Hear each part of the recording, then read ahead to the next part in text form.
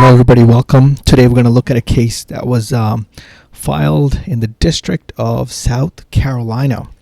And again, this is the final order from the judge that is dismissing the case. So we're going to look at this case and tell you why this case was dismissed.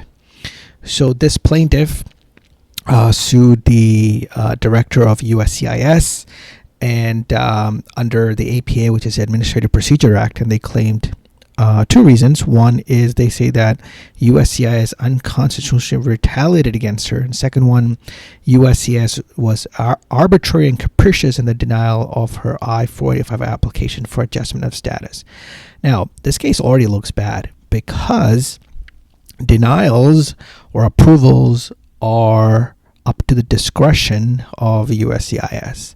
So usually when you file a mandamus case, it's only because it is stuck for some reason and you want to get that going.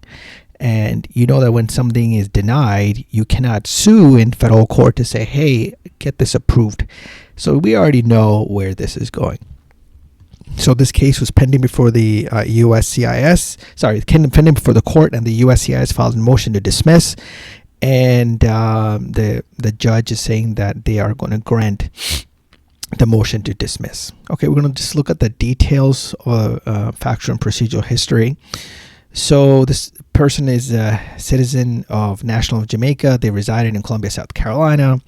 And we know the USCIS, they are in charge of adjudicating immigration benefits or petitions. So in 1994, she married her first husband. They separated a couple of years later. Then she immigrated to the U.S. and then she met her second husband. In 1997, she got married to her second husband. And here's where she's blaming an immigration attorney. I mean, okay, so the couple sought advice of an immigration attorney, and it's saying that the immigration attorney told her she didn't need to disclose her first marriage in Jamaica on immigration paperwork because her Jamaican marriage was not valid for U.S. immigration purpose. I don't really know if I believe that, but anyway, that's my opinion of whether I believe this person or not, right? But again, it's almost like you're blaming the immigration attorney just to get your what you need in terms of the benefits from USCIS. Okay, so it says although the attorney gave her advice, the attorney didn't complete the paperwork. They completed the paperwork on their own, and eventually they met the immigration attorney at the office in New York just before the interview.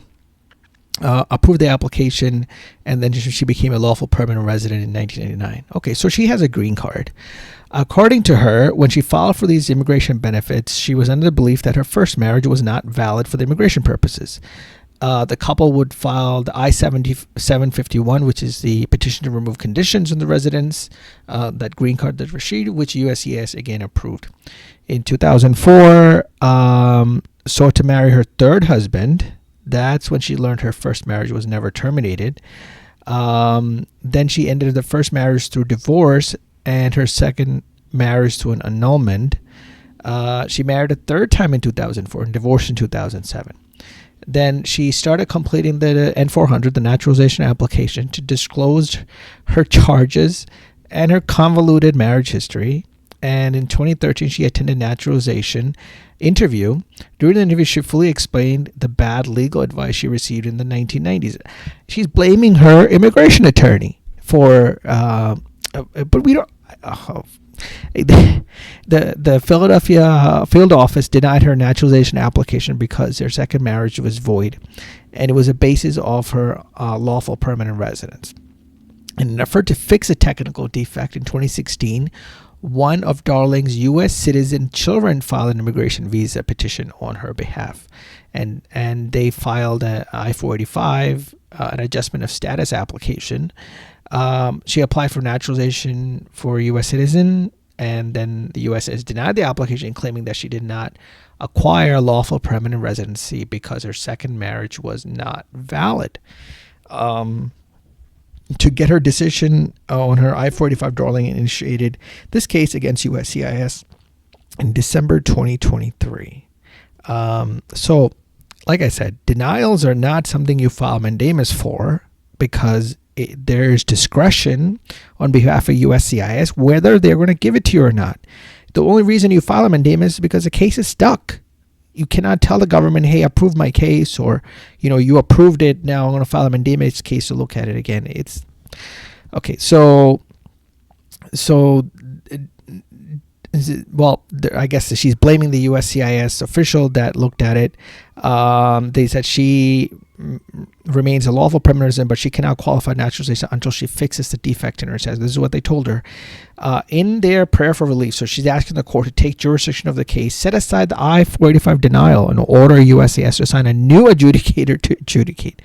Okay. And then the USCIS filed this motion to dismiss. So here's the motion to some of the reasons. So the APA provides that one suffering legal wrong because of agency action adversely affected or created by agency action within the meaning of a relevant statute is entitled to judicial review. Okay, and the federal courts are courts of limited subject matter jurisdiction. They possess only the power authorized by the Constitution and the statute. The USCIS maintains that because this person claims challenge the denial of her I-485 application of adjustment of status, they fall within the category of decision that is insulated from judicial review, which means that the judge cannot review that. Therefore, according to USCIS, the court lacks subject matter jurisdiction of the claims, and the dismissal is appropriate. Okay, so an immigrant uses an I-485 application when seeking an adjustment of status. So basically what the judge is saying, or put it more simply, in section 1255A, authorizes the Attorney General in his discretion and under regulation as they may prescribe. Remember, discretion to adjust permanent resident status certain immigrants who have been admitted to the U.S.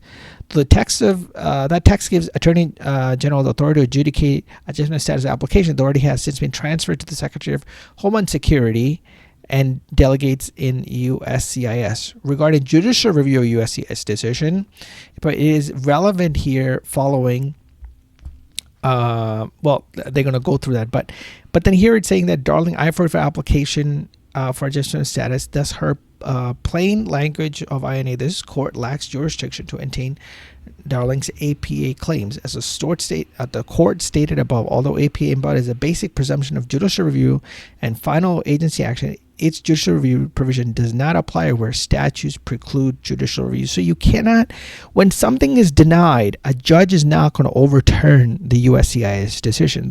For mandamus is only when something is stuck and no action is being taken. So in conclusion, USCIS motion dismissed for lack of subject matter jurisdiction is granted and the case is dismissed. So, all right, everybody, if you like this, give me a thumbs up, like, subscribe.